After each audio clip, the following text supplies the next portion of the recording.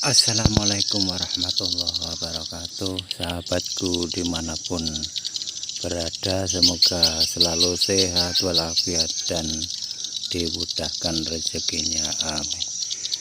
Sahabat-sahabatku, sharing hari ini yaitu tentang cara meroning, yaitu tanaman jeruk yang bagus kayak apa. Beginilah sahabatku, kalau dulunya itu kecilnya cuma saya tinggikan di sininya nggak ada cabang, sahabat-sahabatku, nggak ada cabang, cuma yang di atas ini nyabang, akhirnya kayak begini istilahnya, batangnya bisa kurang kuat, sahabat-sahabatku. Jadi bagusnya di sini itu ada cabang 2 atau 3.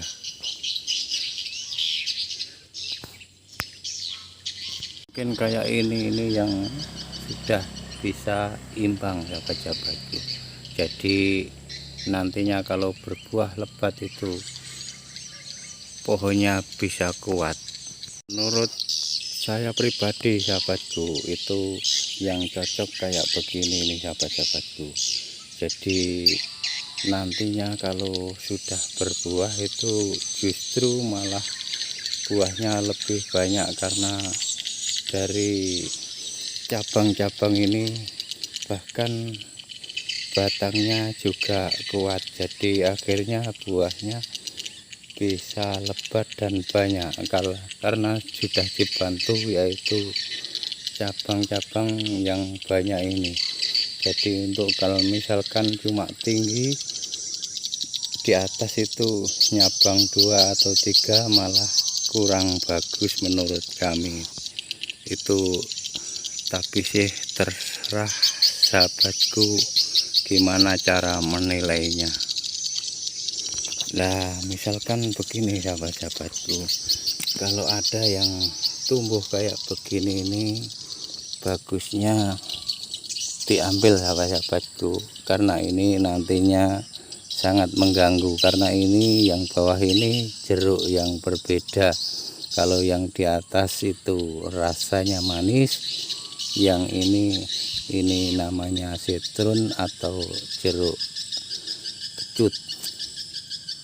Minta dibantu sebenarnya, jadi biar tidak mepet tanah. Jadi tanaman jeruk ini bisa saja, sahabat-sahabatku, bisa berbuah lebat. Dan ini namanya jeruk geprok siam. Jadi yang jeruk yang umumnya dipasarkan yang rasanya manis itulah, sahabat-sahabatku.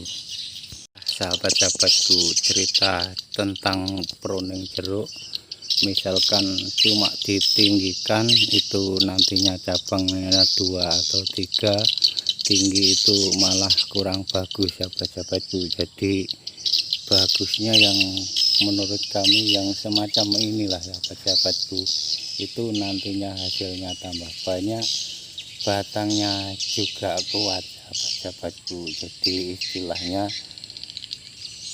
cabang itu istilahnya gotong royong. Jadi kalau cuma tinggi nantinya bisa kayak yang itu, sahabat-sahabatku. Jadi nantinya bisa mepet tanah buah-buah itu. Jadi minta ditolongin. Jadi yang sangat bagus menurut saya pribadi yang kayak itu hasilnya nantinya lebih banyak. Jadi sahabat-sahabatku, misalkan kita punya tanaman jeruk, kalau tidak di pruning atau tidak diatur, sahabat-sahabatku, itu malah lambat hidupnya, itu lambat. Jadi pengalaman kami yang sudah saya alami, yaitu ada yang tanpa saya pruning, saya diamkan, itu pohon yang di atas cabang-cabang itu sontoloyo, sahabat-sahabatku. Jadi malah kurang bagus. Jadi bagusnya ditata-tata dengan cara menurut saya yang kayak ini lebih bagus dan nantinya hasilnya tambah banyak. Nantinya itu kalau sudah berbuah kayak gini, ini malah kalah kayak gitu, itu malah kalah sahabat-sahabatku. Jadi menurut kami yang kayak ini, sahabat-sahabatku, kalau misalkan yang ada dimanapun berada, kalau kita menanam jeruk itu sebenarnya mudah sahabat-sahabatku. Jadi dulu itu saya ya belum tahu, sekalinya ditanam sangat mudah.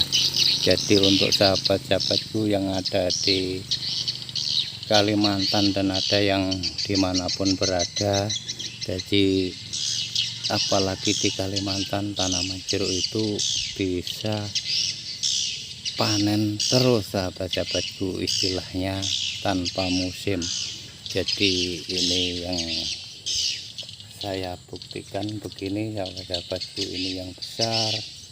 Nah ini adiknya, bahkan ada adiknya lagi, ini nantinya sebentar lagi ada bunga. Jadi istilahnya bisa panen terus menerus sahabat-sahabatku. Misalkan dihitung tanpa ada musim, tapi ada ketentuan tertentu yang petikan paling tinggi sahabat-sahabatku. Jadi satu tahunnya itu ada yang tertinggi, tapi di sini itu tetap selalu panen. Jadi tanpa musim, asalkan kita rajin pemupukannya. Jadi pemupukan misalkan 2 bulan sekali atau 3 bulan sekali itu menetap terus menerus dipupuk. Jadi intinya kalau sudah mulai dibuahkan itu ada tambahan KCL sahabat-sahabatku.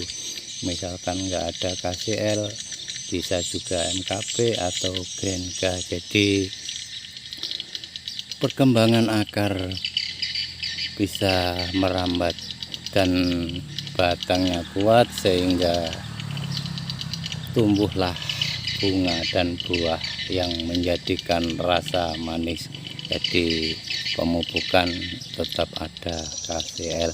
Jadi bisa saja kalau pengiritan itu pupuk-pupuk dari kohe ayam, kohe sapi, dan kohe kambing. Jadi itu bisa sangat mengirit, dan pupuk-pupuk itu dan bermanfaat sangat lama. Misalkan kalau kohe-kohean itu istilahnya penyimpanan di dalam tanah itu tidak habis-habis.